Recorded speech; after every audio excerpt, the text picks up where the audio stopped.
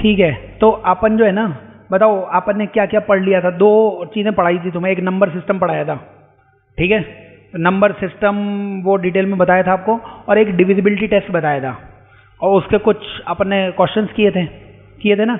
अब वो सारी चीज़ें तुम्हें पता होनी चाहिए जो जो बताया हुआ था। तो फंडामेंटल ऑफ मैथ्स कुछ आने चाहिए आपको। उसमें क्या करो तुम, 2-3 सवाल पहले आपको क्या क्या आता है वो आप मेरे को बता दो, उसके बाद अपन आज का लेक्चर जो है ना वो चालू करेंगे। तो पिछले 2 लेक्चर्स में नंबर सिस्टम तो सबको पता होगा। नंबर सिस्टम में होल नंबर्स क्या क्या होते थे? होल नंबर्स सब बताया हुआ था। 0, 1, 2, 3 उसी को अपन होल नंबर्स कहते थे, ठीक है। और नेचुरल नंबर्स काउंटिंग नंबर्स को कहते थे, काउंटिंग नंबर्स, ठीक है। और उसी में प्राइम नंबर आए थे। क्या होते हैं प्राइम नंबर्स?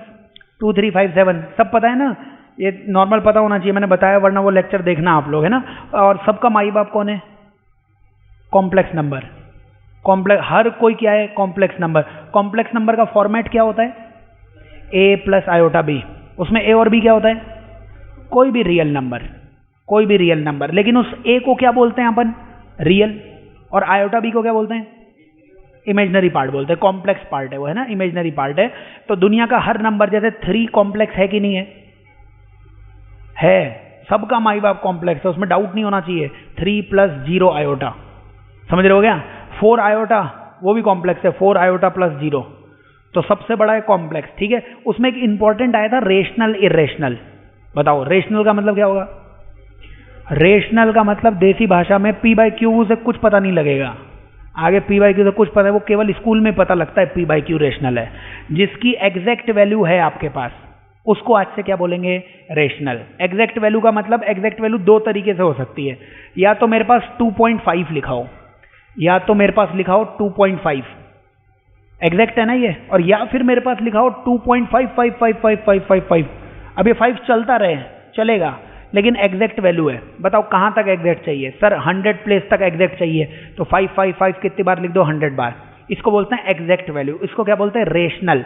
तो इसको क्या बोलते हैं? टर्मिनेटिंग है ये, टर्मिनेटिंग। और ये क्या है? नॉन टर्मिनेटिंग है लेकिन रिपीटिंग है। अगर रिपीट होगा तो मालूम होगा मेरे को, ये एग्जैक्ट वैल्यू है। और अगर कुछ ऐसा होता 2.549812, मतलब जो टर्मिनेट तो नहीं होता, नॉन टर्मिनेटिंग होता और नॉन रिपीटिंग भी होता, तो यार उसकी एग्जैक्ट वैल्यू पता ही नहीं थी कि अगला नंबर क्या आएगा। तो इसी को हम क्या बोलते थे? इरेशनल बोलते थे। समझ रहे हो क्या? तो याद होना चाहिए रेशनल इरेशनल क्या है। और भी मैंने कुछ पॉइंट्स बताए थे। आप क्या करो, आप सबसे पहले ये एक क्वेश्चन है, नोट डाउन कर लो सब, है ना। इक्वेशन लिख लो। इक्वेशन लिखी हुई है x² - 2y² = 1, x² - 2y² = 1। Simple number system जो पढ़ा है ना अपन ने, उसी के क्वेश्चंस कर रहे हैं अपन। जो नंबर सिस्टम अपन ने पढ़ा है उसी के क्वेश्चंस अपन कर रहे हैं, लेकिन केवल अभी फंडामेंटल की 2-4 क्लासेस चलेंगी। इसमें आपको वेवी कर्व मेथड सुना है क्या आपने? वेवी कर्व मेथड मतलब कुछ चीज़ें मेरे को बतानी पड़ेंगी आपको, है ना, उसके बाद ही मैथ्स चालू करूंगा मैं। तो अभी एक नंबर सिस्टम और डिविजिबिलिटी टेस्ट मैंने पहले लेक्चर में बताया था, दूसरे लेक्चर में उसकी प्रैक्टिस कराई थी। अभी भी मैं थोड़ी सी प्रैक्टिस करा रहा हूँ। ये इक्वेशन मतलब क्वेश्चन लिखा हुआ है, पढ़ लेना। क्वेश्चन क्या लिखा हुआ है? x और y प्राइम नंबर्स हैं। प्राइम नंबर्स पता ही होंगे आपको, उनका फैक्टर वो खुद या 1 होता है। एक इक्वेशन दे रखी है, लिखो इक्वेशन x² - 2y² = 1। मैंने प्राइम नंबर पढ़ाते वक्त एक बात कही थी, वो तुम्हें याद है कि नहीं याद है? तभी होगा ये सवाल। x और y की वैल्यू चाहिए। बताओ कैसे निकालें x और y की वैल्यू? मैथ्स में सोचना पड़ेगा अपने को, भरपूर सोचना पड़ेगा। x और y की वैल्यू चाहिए अपने को। आप ऐसे लिख सकते हो क्या? x² की वैल्यू 2y² + 1।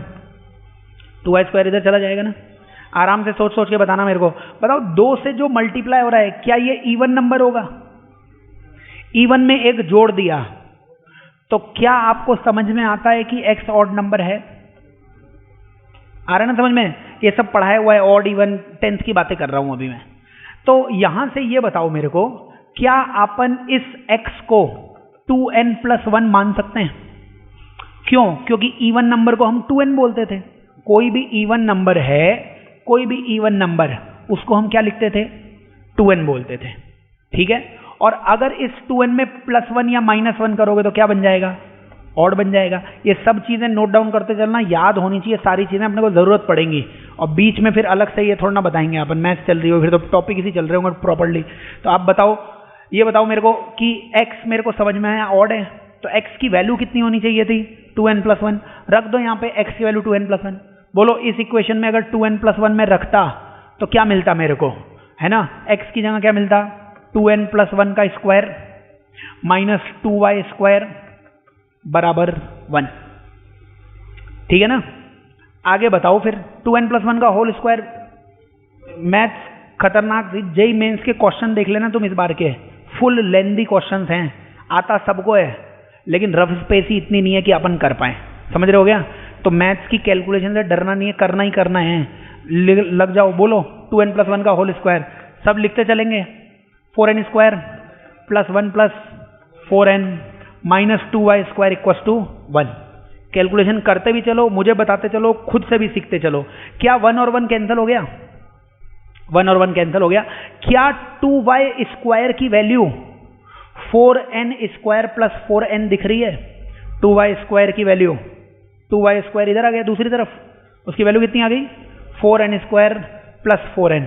तो क्या यहाँ पे y स्क्वायर की वैल्यू, मैं दूसरे पेन से लिख देता हूँ, अब बता दो मेरे को y स्क्वायर की वैल्यू कितनी दिख रही है, और आंसर आ जाएगा। अब थोड़ा सा दिमाग लगाना तुम। y स्क्वायर की वैल्यू, बोलो ये 2 से इसको कैंसिल करेंगे, ये भी 2 और ये भी कितना आ जाएगा 2 आ जाएगा। तो क्या 2 times n square plus n आ जाएगा। तो y के बारे में आपके विचार जानना चाहता हूं मैं, y इवन है कि ऑड है। ये पूरा नंबर तो हमें मालूम ही था कि इवन है, लेकिन y के बारे में कुछ पता नहीं था, क्योंकि 2 को 3 से मल्टीप्लाई करोगे तब भी वो इवन बन जाएगा, 2 को 4 से मल्टीप्लाई करोगे तब भी वो इवन बन जाएगा। तो यहां से देख के तुम ये पता नहीं लगा सकते थे कि y इवन है कि ऑड है, लेकिन 2y स्क्वायर इवन होगा, क्योंकि 2 से किसी को भी मल्टीप्लाई करोगे वो इवन नंबर बन जाएगा। तो पहली इक्वेशन देखते ही मेरे को पता लगा ये 2y स्क्वायर क्या है, इवन। y के बारे में कुछ नहीं बोल सकता मैं, क्योंकि 2 को 3 से मल्टीप्लाई किया तब भी इवन, 2 को 4 से मल्टीप्लाई किया तब भी इवन। लेकिन यहां से ये कंफर्म जरूर था कि x क्या था, ऑड, और ऑड को मैंने 2n+1 लिखा। अब यहां से पक्का कंफर्म है कि y इवन है, क्योंकि y की वैल्यू कितनी आएगी, n की तुम कुछ भी वैल्यू डालोगे 2 से मल्टीप्लाई होकर वो क्या हो जाएगा, इवन ही हो जाएगा। तो y श्योर शॉर्ट क्या होना चाहिए, इवन। लेकिन प्रश्न में एक खास शब्द दिया हुआ है, प्राइम। भैया इवन प्राइम नंबर एक ही होता है, बस 2। मैंने प्राइम नंबर लिखवाते वक्त बताया था कि इवन प्राइम नंबर एक ही होता है 2, वो इसीलिए बताया था इस सवाल को कराने के लिए। याद करना है, इवन और प्राइम सवाल ने दे रखा है, इसका मतलब है y की वैल्यू कितनी होगी 2। अब x की तो आएगी वैल्यू, दूसरे पेन से दूसरे रंग का इस्तेमाल करूंगा, हरियाली। तो y कितना आ गया भैया 2, और y 2 डालोगे, बोलो इधर 2 डालो, ओरली कर लो, 8 1 9 3 आ गया शायद, ठीक है ना। यहाँ पे 2 का स्क्वायर कितना हो जाएगा 4, 4 × 2 8, 8 इधर गया, 8 1 9, 9 का रूट 3। तो x और y के सॉल्यूशन कितने आ गए 2,3। समझ में पल्ले खोपड़ी घुस रही है के बाद क्या बोल रहा हूँ मैं। अभी फंडामेंटल ऑफ मैथ्स चल रहे हैं, कुछ टॉपिक चालू नहीं किया है, आपको बहुत सारी चीज़ें आनी चाहिए, उसके बाद मैथ्स चालू हो जाएगी। तो हमने 2 चीज़ें, डिविजिबिलिटी टेस्ट बताया था मैंने, क्वेश्चन उस पर एक से एक बन सकता है, करवाए भी थे, और प्राइम नंबर के बारे में कुछ बताया हुआ है, हो जाएगा ना ये सवाल। और चीज़ें देखो आपको और भी कुछ सिंपल से चीज़ें देखने को मिलेंगी, सब नोट डाउन कर लेना, ठीक है। और समझ में नहीं आए तो वीडियोस मिल जाएंगे, उनको बार बार देखो और पूछो कि सर ये डाउट है। बाकी साथ में समझा भी करो और साथ में लिखा भी करो, क्योंकि कोर्स बहुत सारा है तो लिखने का टाइम नहीं मिलेगा। साथ में ही लिखो, साथ में ही समझो, ठीक है। आ जाएगी ना x और y की वैल्यू। चलो इसको मैं हटा देता हूँ, लिख तो लिया ही होगा आपने, है ना। y इवन आ जाएगा, इवन प्राइम नंबर एक ही होता है भैया, इवन प्राइम नंबर एक ही होता है, उससे आंसर आ जाएगा। एक और पॉइंट आपको देखना पड़ेगा, तो आप इसी में एक और क्वेश्चन, ये आओ भैया अगले सवाल पे। मेरे बहुत सारी चीज़ें जो तुम्हें बताई हुई है ना, वो आपको प्रूव करनी है, ताकि आपको समझ में आए कि 10 से पहले वाली मैथ्स तुम्हें आती है कि नहीं आती है। बताओ, पहला क्वेश्चन, एक नंबर दिया हुआ है, एक AB + B है, एक नंबर दे दिया AB + B है, आपको बताना है ये 11 से डिविजिबल है कि नहीं है। बताओ कैसे बताओगे, AB + B है, सोचना तो पड़ेगा मैथ्स में, सवाल तो पता नहीं कितने बन सकते हैं। AB + B है, ऐसे यूनिट 10, 100, 1000 ऐसे बचपन में पढ़ाते थे, इकाई, दहाई, सैकड़ा, हजार, यूनिट, 10, 100, 1000। बताओ 12 को 10 + 2 लिख सकते हो क्या?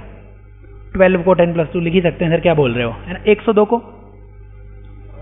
को 10 के मल्टीपल में लिख पाओगे ना। ये बताओ, ये जो ए बी है, क्या इस ए बी को 10a + b लिखा जा सकता था? 10a + b, अरे बिल्कुल लिखा जा सकता है यार। 12 को क्या लिखते हो? 1 × 10 + 2, नहीं लिखते क्या? ये यूनिट है, इसको 1 से मल्टीप्लाई करो, इसको 10 से मल्टीप्लाई करो, आगे जो दिख जाए 100 से मल्टीप्लाई करो। ये बचपन में नहीं पढ़ा क्या? नहीं पढ़ा, इसीलिए पढ़ा रहे हैं, ठीक है। तो ये क्या हो जाएगा? 10a + b, ये क्या हो जाएगा? 10b + a हो जाएगा क्या? जोड़ो जरा इसे। ये मेरे को 11a + 11b दिख रहा है। क्या 11 कॉमन होके a + b दिख रहा है? क्या ये 11 से डिविजिबल है? बिल्कुल डिविजिबल है, हेंस प्रूफ। तो चीजें हैं, लेकिन आपको यूज करनी भी आनी चाहिए। कुछ डाउट है, सवाल भी नोट डाउन कर लेना। आपसे पूछा गया था कि a b + b, अब मैथ्स में क्या है, सवाल बहुत सारे करवाने रहेंगे तो सवाल इसी पैटर्न में आएंगे। सवाल आपको बोला गया है ए बी + बी ए 11 से डिविजिबल है कि नहीं। कुछ डाउट है तो पूछ लो, कुछ ऐसा है नहीं कि रटना रुटने का। समझ गए क्या? 102 को क्या लिखोगे? 1 × 100, 0 × 10 और +2, 102। कोई बड़ी बात है नहीं, तभी तो सिखाते हैं यूनिट, 10, 100, ठीक है क्या? ये सब याद होना चाहिए। दूसरा सवाल पढ़ लो, लिखा ही हुआ है, आपके लिए लिखा हुआ है, फिर करते हैं सॉल्व। हटा देता हूं इसे मैं, दूसरा सवाल कलर अलग कर देते हैं कुछ। दूसरे सवाल में क्या लिखा हुआ है? अ 3 डिजिट नंबर है written by 1 and the same digit. एक 3 डिजिट का नंबर है, लेकिन तीनों डिजिट उसकी क्या है? सेम है। तीनों डिजिट ए और ए है। आपको बताना है कि वो 37 से डिविजिबल है। तीनों डिजिट सेम लिखी हुई हैं, आपको बताना है वो 37 से डिविजिबल होगा कि नहीं होगा। चलिए फिर से ज्ञान बताइए, फंडामेंटल ऑफ मैथ्स। बोलिए ए को क्या लिखें अपन? इस ए को a × 100, अगले ए को a × 10 और a, ठीक है। क्या ये यहां पे 100a + 11a लिखा हुआ है? 10a + a। क्या ये 111a लिखा हुआ है? अब वो तो ये क्या है, मैं वैसे बता रहा हूं, तुम एक कॉमन नहीं ले सकते क्या? मान लो 333 होता, समझ रहे हो क्या? ये क्योंकि मेरे को बताना है ये, इसलिए मैं बता रहा हूं, वरना ये यही होना चाहिए पहला स्टेप। 333 लिखा हुआ है, 3 कॉमन लेना नहीं आता है क्या? तो ए लिखा हुआ है, ए कॉमन लेना नहीं आता है क्या? यहां तक पहुंचे कैसे? ऐसे पहुंचे भैया, समझ रहे हो क्या? आपको जान के खुशी होगी। 37 × 3 करिए जरा। 37 × 3 कितना होता है? 111। तो इसको मैं लिखूंगा 37 × 3 × a। क्या ये 37 से डिविजिबल है? डिविजिबल है, 3a आ जाएगा आंसर। समझ रहे हो? रिमाइंडर कुछ बचेगा नहीं, क्वेश्चन 3a बच जाएगा। रिमाइंडर फैक्टर थ्योरम बताऊंगा मैं आपको, हेंस प्रूफ। ये समझ में तो आ रहा है ना? 37 से डिविजिबल का क्या मतलब है? डिविजिबल का मतलब 37 की टेबल में आना चाहिए, आ रहा है 37 की टेबल में। आप इधर 37 से डिवाइड करेंगे, यू गेट 3a रिमाइंडर बच जाएगा, हेंस प्रूफ हो जाएगा। बिल्कुल फंडामेंटल ऑफ मैथ्स चल रहे हैं, आपको आने ही चाहिए ये सारी चीजें, इसी में डाउट नहीं है ना? ये सब आना चाहिए, इसे अलग से तो कैसे पढ़ाएंगे, इसलिए ये शुरुआत के कुछ पॉइंट्स हैं, ठीक है। अच्छा, डिविजिबिलिटी टेस्ट एक बार मैं बोल देता हूं, है ना? डिविजिबिलिटी टेस्ट, 2 से अगर कोई नंबर डिविजिबल है तो लास्ट में क्या क्या आना चाहिए? 0, 2, 4, 6, 8। 3 से कोई डिविजिबल है तो सारे नंबर्स का सम 3 से डिविजिबल होना चाहिए। जैसे 99 है, सम 18 हो गया, 3 से डिविजिबल हो गया। 4 के लिए आखिरी 2 नंबर 4 से डिविजिबल होने चाहिए। 5 के लिए आखिरी में 0 या 5 दिखना चाहिए। 6 के लिए नंबर 2 या 3 से डिविजिबल होना चाहिए, दोनों से, यानी 2 से भी 3 से भी। अब ये या और भी में एक अपन सीखेंगे यूनियन और इंटरसेक्शन, ठीक है? तो वो आगे मैं बताता हूं आपको, अभी खैर कंफ्यूज मत करो इसमें। तो 6 हो गया। 7 का मतलब, 7 का डिविजिबिलिटी टेस्ट, आखिरी नंबर को, आखिरी डिजिट को 2 से मल्टीप्लाई करो और जो बचा हुआ नंबर है उसमें से माइनस करो। अगर वो 7 से डिविजिबल है तो नंबर भी 7 से डिविजिबल है। डिविजिबिलिटी टेस्ट है, पहली क्लास में लिखवाया है। 8 मतलब आखिरी 3 डिजिट 8 से डिविजिबल। 9 मतलब वापस से आप उसका सम कर लो, समझ रहे हो क्या? 10 का तो लास्ट में 0 आ जाएगा। 11 का मतलब जो ऑड नंबर पे डिजिट्स हैं, जो इवन नंबर पे डिजिट्स हैं, उनका डिफरेंस, अगर वो 11 से डिविजिबल है, नंबर भी 11 से डिविजिबल है, ये हमें पता है। अब इस क्वेश्चन को देख लो फटाफट। ये आपको बताना है 10 की पावर 25 माइनस 7 ये 3 से डिविजिबल है कि नहीं है, ऐसे पूछा हुआ है। 3 से डिविजिबल है कि नहीं है, वैसे तो प्रूफ ही करना है, मतलब है ही, वैसे तो पूछना चाहिए था, तब तुम्हारा ज्ञान लगता। अभी तो इसमें लिख ही दिया। बताओ इसमें थोड़ा सा आप ऐसे ज्ञान बताओगे क्या मेरे को? तब तो कुछ अपन को ना हमेशा चीज़ें कुछ सोचनी पड़ेंगी, तभी होंगे क्वेश्चन। बताओ 10 माइनस 1, क्या ये 10 की पावर 1 था? तो आंसर भी ना 9 की पावर 1 था, मतलब 9 एक बार लिखा हुआ था, 9 की पावर नहीं। 9 कितनी बार था? एक बार, 1 टाइम। अभी बताओ 10 का स्क्वायर माइनस 1 होता, तो अगर 10 की पावर 2 है तो 9 भी कितनी बार लिखा हुआ है? 2 बार लिखा हुआ है। अगर 10 का क्यूब माइनस 1 होता तो 9 कितनी बार लिखा होता? जितनी 10 की पावर उतनी बार 9 लिखना पड़ेगा। समझ में आ रहा है क्या? इसको मैं लिख रहा हूं 10 की power 25 minus 1 minus 6। Sir minus 1 ही क्यों किया? मेरा इससे मतलब नहीं था। इस 7 में से 6 तो डिविजिबल है ना 3 से, तो इसे मैं तोड़ता ही तोड़ता 6 और 1 में, क्योंकि 6 तो डिविजिबल है ही, तो 6 के अलावा जो है वो कहीं और जाना पड़ेगा, तब तो डिविजिबिलिटी होगी। इसी को तुम्हें डिविजिबल कराना है किससे? 3 से। बताइए मेरे को, ये वाला जो नंबर है क्या इसमें 999 लिखा जा सकता है कितनी बार? 25 टाइम्स माइनस 6। ये पूरा नंबर अब 3 से डिविजिबल समझ में आ जाना चाहिए। इन सब का एडिशन कितना होगा वो ऐड करने की जरूरत नहीं है। 3 से काटोगे तो 3 3 3 3 3 3 नहीं आ जाएगा क्या? 3 से के अंदर इसको 3 से काटोगे 2 आ जाएगा। तो ये पूरा नंबर किससे डिविजिबल है भैया? 3 से डिविजिबल है, हेंस प्रूफ हो चुका है सब। कुछ डाउट है तो पूछ लो। आपको छोटी छोटी चीजें समझ में आनी चाहिए। ऐसे रफ में अपन कुछ चीजें लिखें जिससे वैल्यूज समझ में आए अपने। ये 10 की पावर 2 है, 2 9 आ रहे हैं। यहाँ पे 10 की पावर 25 था, तो यहाँ पे 9 कितनी बार आएंगे? 25 बार आएंगे। तो 25 बार 9 आया हुआ है माइनस 6। 3 से ये डिविजिबल है, 3 से काटोगे तो कितना मिलेगा? 3 3 3 3 3 25 टाइम्स माइनस 2 है ना, तो वही आ जाएगा। बिल्कुल ये 3 से डिविजिबल है, ये अपने पास कहानी आ जाएगी। ठीक है, ये डिविजिबिलिटी के लिए ना मैं आपको 2 अच्छे फैक्टर थ्योरम, रिमाइंडर थ्योरम 10वीं से पहले आ जाती है क्या? नहीं आती है, कोई बात नहीं, मैं वो भी बताऊंगा। मेरे को जरूरत पड़ेगी, फंक्शन एक टॉपिक आएगा है ना, जिसमें पीरियोडिक फंक्शन आएगा, उसमें बड़ी जरूरत पड़ेगी HCF और LCM की और रिमाइंडर थ्योरम, फैक्टर थ्योरम की। तो यहां तक क्लियर है शायद सब। चलो इसके आगे चलो। आप कुछ भी क्लियर नहीं हो चिल्ला देने का, कुछ खास बात नहीं है। अच्छा एक और सवाल बाकी है क्या? ये सब मैं वो सवाल दे रहा हूं जो मैंने पढ़ा चुका हूं तुम्हें पहली दूसरी क्लास में, समझ रहे हो क्या? उसको आप अप्लाई करो। देखो मैथ्स में तो केवल एप्लीकेशन है, पढ़ लो क्वेश्चन, और क्वेश्चन में जो भी पहली दूसरी क्लास में पढ़ाया हुआ है एक बार उसके क्वेश्चन देख लो। अभी नई थ्योरी चालू होने वाली है। Prove that square of any prime greater than equal to 5। कोई भी प्राइम नंबर जो 5 से बड़ा होगा, ये प्रूफ करना है। अगर उसको 12 से डिवाइड किया जाएगा तो एक उसका रिमाइंडर बचने वाला है, प्रूफ करना है। प्राइम नंबर होते क्या क्या है पता है ना? या तो 1 की टेबल में आएंगे या खुद की टेबल में आएंगे। ठीक है, 5 से बड़ा प्राइम नंबर 7 है शायद, 6 तो नहीं है, 6 तो कंपोजिट नंबर है। ठीक है, तो बताओ 5 से बड़ा जो भी प्राइम नंबर होगा उसको मैं, अच्छा 6 मतलब 5 से बड़ा है ना, 5 से बड़ा नंबर 6 हो सकता है। 5 से बड़ा नंबर क्या हो सकता है? 6 हो सकता है, या 7 हो सकता है, 8 हो सकता है, 9 10 11 12 तो ये खुद ही हो जाएगा। देखो खुद से सोचना मैं क्या कर रहा हूं। यहाँ पे n की वैल्यू 1 डालना जरा। यहाँ पे n की वैल्यू 1 डालोगे कितना मिल जाएगा? ये मिल जाएगा 6, ये मिल जाएगा 7 8 9 10 11। अब 12 फिर n की वैल्यू 2 डालने पे मिल जाएगा। ये मैंने सारे नंबर लिख दिए। 5 से बड़ा नंबर कौन सा होगा?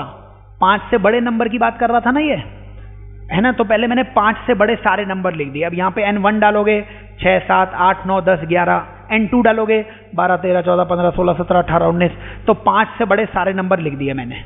पहले समझ में आया क्या? 5 से बड़े नंबर लिखे, तुम देख लो n की वैल्यू 1 डालोगे, 5 से बड़ा पहला नंबर 6। लेकिन ये p यहां पे प्राइम नंबर भी था सर, आपने तो सारे नंबर लिख दिए, लेकिन हमें तो केवल प्राइम नंबर चाहिए।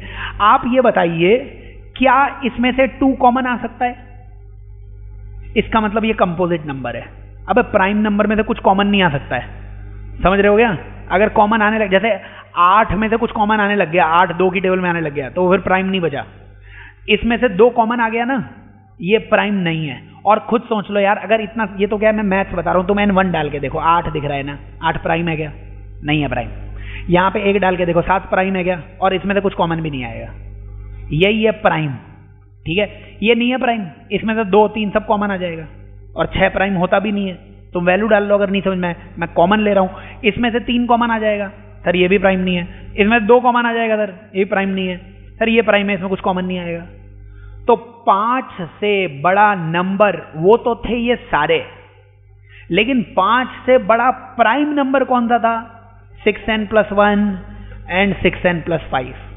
अब भरोसा ना हो तो n को 1 डाल लो, 7 और 11, 7 और 11 प्राइम है क्या?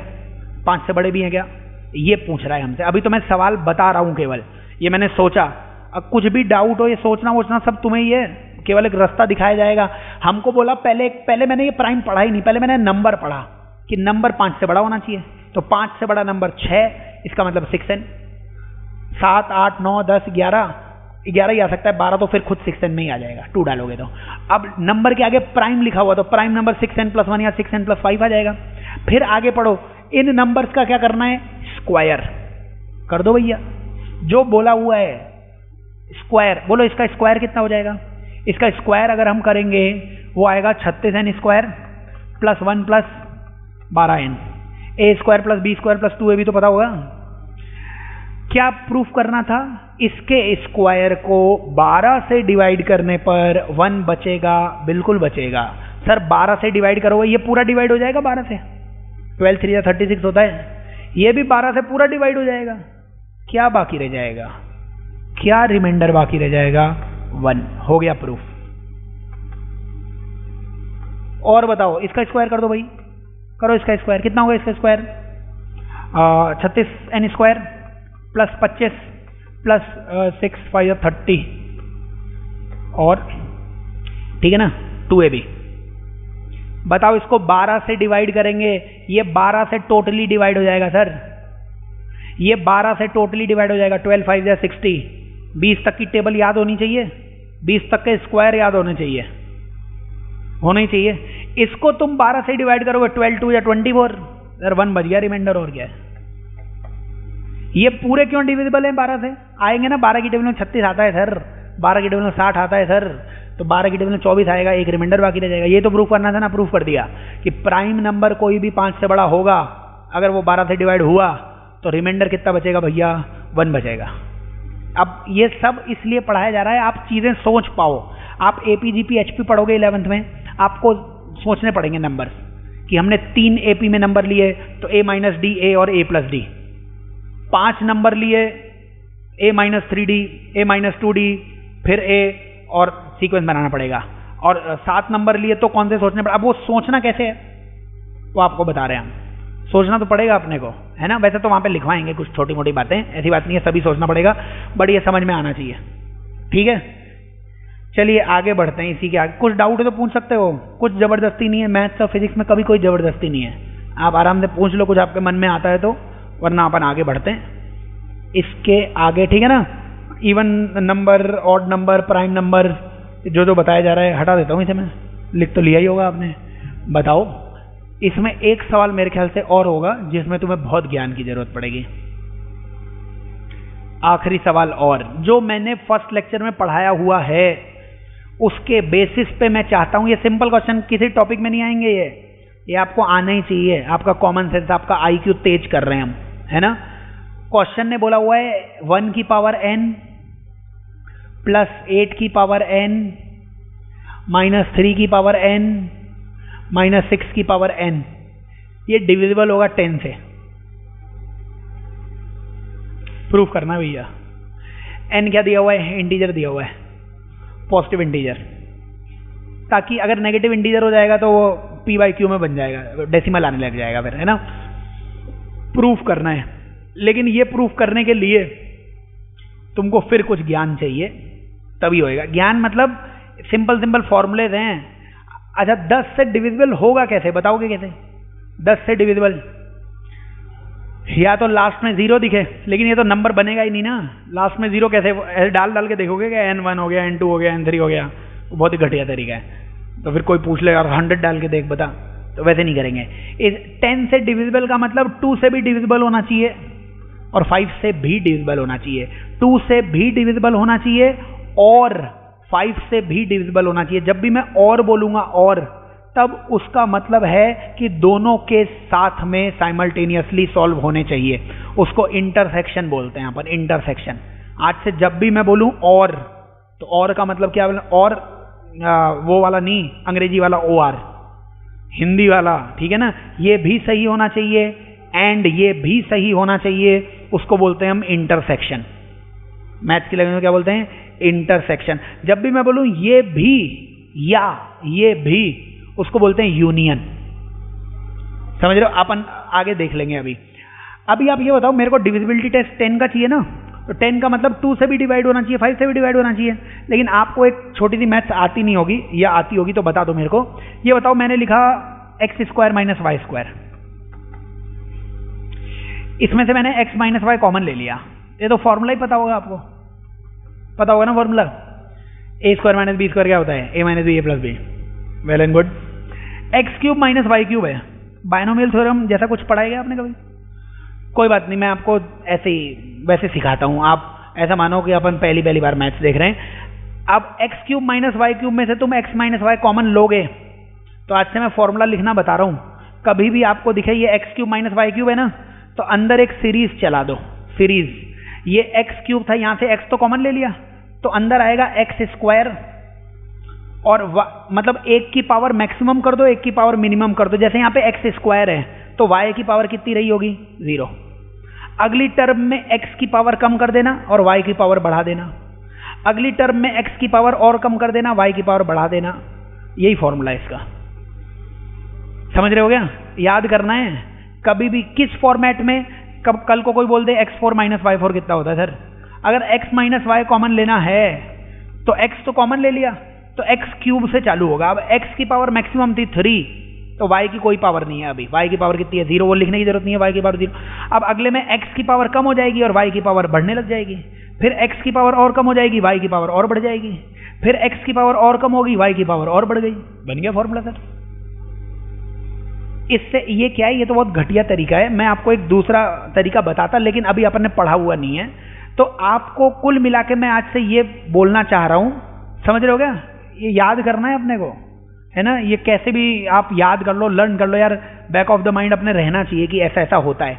तो आज से मैं ये कह दूं क्या कि x की पावर n माइनस y की पावर n वो हमेशा x माइनस y से डिविजिबल होगा। क्योंकि क्या x की पावर n माइनस y की पावर n में हमेशा x माइनस y आएगा? तो तुम जब इसे डिवाइड करोगे x माइनस y से, तुम जब डिवाइड करोगे x माइनस y से, तुम जब डिवाइड करोगे x माइनस y से, तो आ जाएगा। याद करना है x की पावर n माइनस y की power n is always divisible, is always divisible by x minus y। पता होना चाहिए आपको। क्या आपको कोई और तरीका आता है जिससे आप ये प्रूफ कर पाओ? मैंने तो एक घटिया तरीके से प्रूफ किया। आपको कोई ब्रिलियंट मेथड आता हो कि सर ये क्या बता रहे हो, ये तो ओरली हमें वैसे ही पता था। आपको कोई तरीका बताओ, कुछ आप बताना चाहो। अभी ये याद करना है जैसे भी बताया मैंने, मैं दूसरा भी बता दूंगा, बट याद करना है x की पावर n माइनस y की पावर n हमेशा किससे डिविजिबल होता है? x माइनस y से। और x माइनस y कॉमन लोगे तो बचेगा क्या, वो भी लिखना बता दिया है। x कॉमन लोगे तो यहाँ 4 में से x तो कॉमन ले लिया, तो x³ से चालू होंगे और y³ तक जाएंगे। 1 की पावर कम करते जानी है, 1 की पावर बढ़ाते जानी है। लेकिन आप ये बताओ, ऐसे ये सब मैं हटा रहा हूँ अभी एक बार, और ये मैं ओरली प्रूफ कर देता और आपको वैसे भी बता सकते हैं। आप ये बताओ मेरे को, मान लो कि कोई क्वाड्रेटिक इक्वेशन होती, x² + 5x + 6 = 0। क्वाड्रेटिक इक्वेशन होती है, इसके रूट्स होते कुछ ये x+2 x+3 लिख सकते हैं इसे, इक्वेशन हो जाती है इसके, ठीक है ना। बताओ ये इक्वेशन x+2 से डिविजिबल है कि नहीं है? x+2 से डिविजिबल है कि नहीं है? बिल्कुल है सर, है ना डिविजिबल। तो ये तो एक तरीका हुआ। आप इसमें बताओ अगर ये x+2 से डिविजिबल है तो जिससे डिविजिबल है उसको 0 करो। क्या x की वैल्यू -2 आ रही है? देखो -2 इसको सेटिस्फाई कर जाएगा। -2 का स्क्वायर करोगे 4, 4 और 6 10 और 5 इंटू -2 -10। क्या 10 -10 0 होता है? ये तरीका है, इसको हम कहते हैं रिमाइंडर थ्योरम, फैक्टर थ्योरम। पढ़ाऊंगा मैं आपको कि अगर ये इसका फैक्टर है, अगर x - a फैक्टर है तो x = a डालने पर वो कंडीशन क्या करेगा? सेटिस्फाई। यहाँ पे x+2 और x+3 फैक्टर है ना, x+2, तो x की वैल्यू मैंने -2 डाल दी, हो गया क्या 0 = 0। तो ये तरीका है। तो ये बताओ, मेरे को प्रूफ करना था x की पावर n - y की पावर n, इसका फैक्टर होता है x - y। तो यार इसको 0 कर दो, इसको 0 करते तो क्या x = y आ जाता? डाल दो इसमें x = y। क्या y की पावर n - y की पावर n 0 होता है? इसका मतलब सर इसका फैक्टर है x - y। अब कोई तुमसे बोले x² + 4x + 8, इसमें x की वैल्यू 4 है तो 4 डाल के देख लो कि 4 से सेटिस्फाई हो रहा है कि नहीं हो रहा है। अभी नहीं होएगा, देखो 4 का स्क्वायर भी प्लस में आएगा, ये भी प्लस में आएगा। लेकिन x - 4 या x + 4 करते तो जब x की वैल्यू यहाँ पे -4 डालते तो सेटिस्फाई हो जाता। तो सेटिस्फाई अगर हो रहा है नहीं हो रहा है वो देख लेना बाद में। अगर सेटिस्फाई हो रहा होगा तभी हम बोलेंगे कि वो उसका क्या है? रूट है, तभी उसका क्या हो जाएगा? वो फैक्टर हो जाएगा। सुन रहे होगा मैं क्या बोल रहा हूं? अगर आज से कोई भी इक्वेशन दिख गई, कैसी भी इक्वेशन दिख गई, x² + 8x + 16 = 0, तो आपसे बोला कि x + a इसका सॉल्यूशन है, x + a से ये डिविजिबल है, इसका मतलब x की वैल्यू -a डालने पर ये इक्वेशन सेटिस्फाई होगी। इसको हम कुछ बोलेंगे PAV बोल देंगे रिमाइंडर फैक्टर थ्योरम में। तो अभी खैर इतना डिटेल में हम जाते नहीं हैं। अब आप इस क्वेश्चन पे आ जाओ। बताओ क्वेश्चन क्या दिया हुआ है? 1 की पावर n, 8 की पावर n, -3 की पावर n, -6n। ये किससे डिविजिबल करवाना है अपने को? 10 से ना बोल के बोलना 2 से और 5 से। अगर 2 से भी डिविजिबल हो गया और 5 से भी डिविजिबल हो गया, सर 10 से भी डिविजिबल हो रहा होगा। ये बताओ इसको अपनी चालाकी दिखा के, क्या 8 - 3 5 होता है? होता है ना। इसको मैं लिख रहा हूं 8 की पावर n -3 की पावर n, माइनस कॉमन लेके 6 की पावर n -1 की पावर n लिख सकता हूं क्या? ये माइनस कॉमन लिया तो 6 की पावर n और ये माइनस मल्टीप्लाई करोगे तो प्लस आ जाएगा। बताओ इससे फायदा क्या हुआ? क्या ये टर्म आपको a की पावर n - b की पावर n, x की पावर n, y की पावर n जैसी दिख रही है? इसका जरूर फैक्टर होगा x - y। अभी लिखवाया है, x की पावर n - y की पावर n का जरूर फैक्टर होता है x - y। क्या इसका जरूर फैक्टर होगा 6 - 1? इसका मतलब है ये पूरा नंबर डिविजिबल है बाय 5। 5 ही तो लिखा है, और क्या लिखा हुआ है? तो फैक्टर है वो तो 5 कॉमन आएगा इसमें से। फॉर्मूला होता है x की पावर n - y की पावर n में से x - y कॉमन आता है सर, तो फैक्टर होगा, तो 5 से डिविजिबल है। क्या इसी को मैं अभी 5 से हो गया ना, 2 चाहिए, 8 और 6 का डिफरेंस 2 होता है क्या? इसी को मैं लिखता 8 की पावर n - 6 की पावर n और -3 की पावर n -1 की पावर n। सेम ही सीक्वेंस है। अब मैंने इसको और इसको ले लिया। बताओ 8 - 6 से ये डिविजिबल होगा क्या? बिल्कुल डिविजिबल होगा। क्या ये 3 - 1 से डिविजिबल होगा? बिल्कुल डिविजिबल होगा। इसका मतलब ये 2 से भी डिविजिबल है सर। अब अगर ये 2 से भी डिविजिबल है, 5 से भी डिविजिबल है, हो ना हो सर ये 10 से भी डिविजिबल होगा। समझ रहे होगा? 2 × 5 10 ही तो होगा। केवल आपको सोचना है। आपको कुछ इंफॉर्मेशन मैथ्स में पता होगी, नहीं पता होगी तो बताई जाएगी। यहां से ये याद करना है भैया, इसलिए करवाया है ये सवाल कि x की पावर n - y की पावर n, उसमें हमेशा x माइनस वाई कॉमन आता है, x माइनस वाई हमेशा इसका एक फैक्टर होता है। कुछ डाउट है तो बोल दो, नई नई चीज़ें सीखने को मिलेंगी, हर टॉपिक में सीखने को मिलती हैं। तो x की पावर n माइनस वाई की पावर n, हमेशा उसमें क्या कॉमन आएगा, x माइनस वाई। और कोई पूछे कि x माइनस वाई उसका फैक्टर है कि नहीं है, तुम बोलो x माइनस वाई बराबर 0, यानी x बराबर y इसमें डाल के देख लो। x बराबर y इसमें डाला तो क्या 0 बराबर 0 आ जाएगा, इसका मतलब वो इसका क्या होगा, फैक्टर होगा। वो मैं आगे पढ़ाऊंगा, अभी उतना दिमाग मत लगाओ, अभी केवल याद कर लो। अभी मैंने मैथ्स नहीं सिखाई, अभी आप याद कर लो कि x की पावर n माइनस वाई की पावर n का एक फैक्टर क्या होता है, x माइनस वाई। कैसे होता है मैंने नहीं याद कराया, मैं आगे याद कराऊंगा, जब पढ़ाऊंगा ना रिमाइंडर फैक्टर थ्योरम, तब अपने आप समझ में आ जाएगा। अभी ये याद कर लेंगे अपन कि x की पावर n माइनस वाई की पावर n, उसका एक फैक्टर क्या होता है, x माइनस वाई होता है। ठीक है, तो समझ में आ जाएगा अपने। अब इसमें जो है ना, अपने को थोड़ा सा पता होना चाहिए इनइक्वालिटीज के बारे में। अपने पूरी मैथ्स में आएंगी इनइक्वालिटीज। एक तो बराबर का साइन आता है, उसको तो इक्वालिटी कहते हैं। एक ऐसा साइन आएगा greater than, less than, greater than equal to, less than equal to, इनको क्या बोलते हैं, इनइक्वालिटीज बोलते हैं। और इन इनइक्वालिटीज के लिए कुछ मैं ज्ञान दे रहा हूँ आपको, वो आपको पता होना चाहिए, तभी जाके आप ये सब भयानक भयानक सवाल कर पाओगे। इसलिए आप क्या करो कि एक हेडिंग में ना लिख सकते हो इनइक्वालिटीज।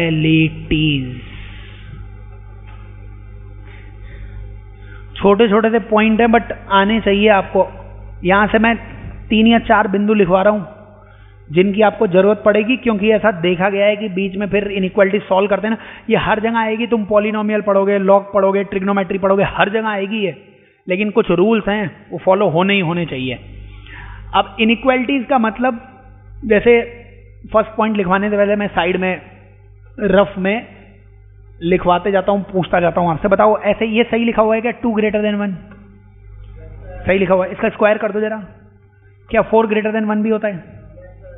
अच्छा, सही बात है। और इसके बाद आप ये बताओ मेरे को, यहां पे लिखा होता कुछ -2 बड़ा है -3 से, होता ये, फिजिक्स नहीं चल रही है, मैथ चल रही है। -2 बड़ा होता है -3 से, स्क्वायर कर दो दोनों तरफ। क्या 4 बड़ा होता है 9 से? इसका मतलब आज से याद करना है, इनइक्वालिटीज में स्क्वायर कब करोगे, इनइक्वालिटी इसको क्या पढ़ते हैं, इनइक्वालिटीज। इक्वालिटी इक्वल टू का साइन नहीं है ना, इनइक्वालिटीज कब करोगे स्क्वायर, जब दोनों तरफ पॉजिटिव हो, पॉजिटिव पॉजिटिव पॉजिटिव, समझ रहे हो गया, अपनी मर्जी नहीं चलेगी। इसका मतलब कभी कोई ऐसे दे दे x minus 1 greater than 2 minus y, तो धड़ल्ले से स्क्वायर मत कर देना, क्योंकि तुम्हें पता नहीं है ये पॉजिटिव है कि नहीं है। सुन रहे हो क्या? इनइक्वालिटी का रूल है पहला कि आपन तभी स्क्वायर करेंगे जब दोनों तरफ कंफर्म हो कि पॉजिटिव है, वरना अनर्थ हो जाएगा।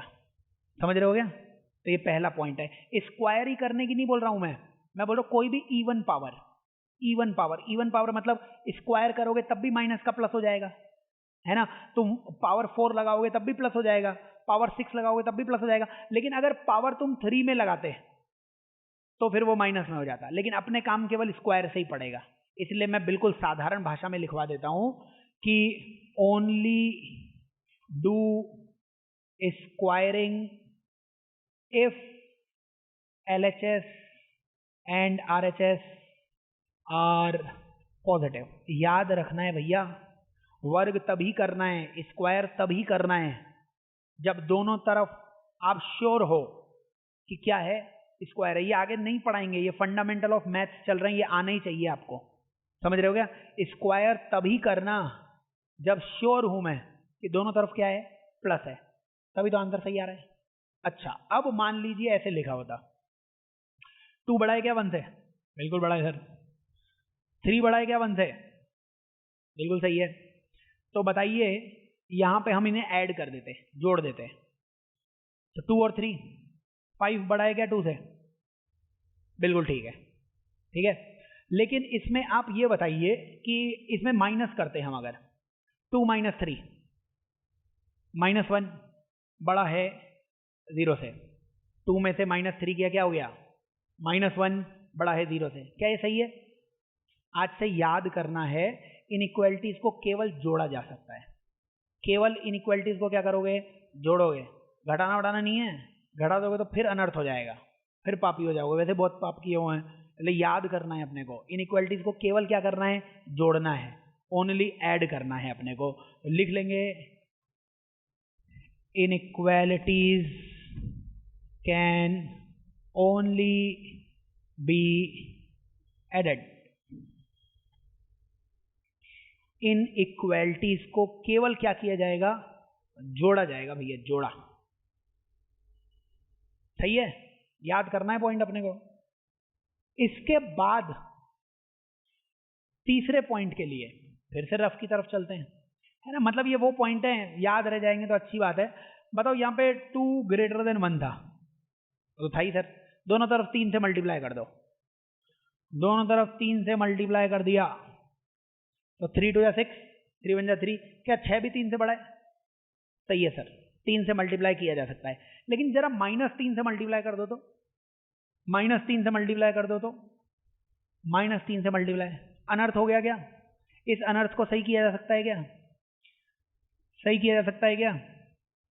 किया जा सकता है सर। याद करना है आज से। अगर इनइक्वालिटी को प्लस से मल्टीप्लाई किया तो इनइक्वालिटी का साइन या चिन्ह जैसा है वैसा ही रहेगा। माइनस से मल्टीप्लाई किया तो भैया उल्टा कर देना साइन। सुन रहे हो क्या कह रहा हूं? करना ही करना है, ये होगा ही होगा, ये लिखना पड़ेगा। अगले पॉइंट में लिखना पड़ेगा, if inequalities are multiplied by positive, है ना, multiplied by positive, then sign remains same, sign remains same, otherwise sign is reversed. याद करना है ना। इसमें कुछ ऐसा नहीं है कि बार बार तुम खुद से लॉजिक लगा रहे हो, लगाओगे तब भी यही आएगा। तो इनइक्वालिटीज को अगर प्लस से मल्टीप्लाई किया है, साइन क्या रहेगा? सेम। अदरवाइज का मतलब कि अगर अदरवाइज इसके अलावा, प्लस के अलावा क्या होगा? माइनस। माइनस से मल्टीप्लाई करोगे तो साइन क्या होना चाहिए? साइन चेंज हो जाएंगे। ठीक है, तो याद होना चाहिए अपने को। तो याद करना है अपने को, इनइक्वालिटीज जो हैं उनके लिए ये कुछ पॉइंट्स बताए हुए हैं आपको। इनइक्वालिटीज के लिए पॉइंट्स याद रखने जो तो बताए गए हैं। एक तो स्क्वायरिंग भैया नहीं करनी है, स्क्वायरिंग तभी करनी है जब श्योर हो तुम्हें कि दोनों तरफ क्या है? प्लस है। समझ रहे हो क्या? और केवल माइनस माइनस नहीं करना है इनइक्वालिटीज को। इनइक्वालिटीज को केवल क्या कर सकते हो? प्लस कर सकते हो, प्लस। और मल्टीप्लाई कर सकते हो किसी नंबर से, वो नंबर खुद पॉजिटिव होना चाहिए। माइनस से मल्टीप्लाई करोगे साइन क्या हो जाएगा? रिवर्स हो जाएगा। अब अपने को करना क्या है, अपने को इनइक्वालिटीज ना हर जगह देखने को मिलेगी। 11th की हर जगह देखने को मिलेगी आपको, लॉग में, लॉग पहला लॉग, क्वाड्रेटिक इक्वेशन में, ट्रिग्नोमेट्री में, हर जगह देखने को मिलेगी। और वहां पे अपने को सीखना पड़ेगा एक नया मेथड जिसे बोलते हैं वेवी कर्व मेथड, जो हम आज नहीं सीखेंगे।